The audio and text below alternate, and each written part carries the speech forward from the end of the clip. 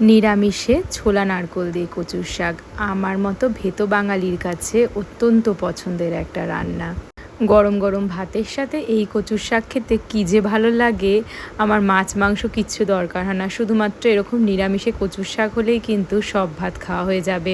প্রথমে কচুর শাকটাকে ভেজানো ছোলা দিয়ে আর নুন দিয়ে সেদ্ধ করে নিয়েছিলাম। আমি এখানে 3টে মতো সিটি মেরেছি।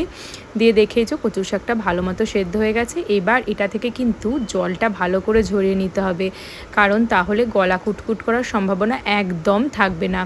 এরপর কড়াইতে সর্ষের তেল আর ঘি গরম করে দিয়ে দিয়েছিলাম কালো জিরে আর কাঁচা লঙ্কা ফোড়ন। এই রান্নাটা জানো তো সেরম কিছু মশলাই লাগে না। এরপরে নারকোল কুড়োনো দিয়ে নারকোলটাকে একটু ভেজে নিয়ে দিয়ে দেবো কচুর শাকটা। তার সাথে দেবো নুন, হলুদ আর একটুখানি চিনি।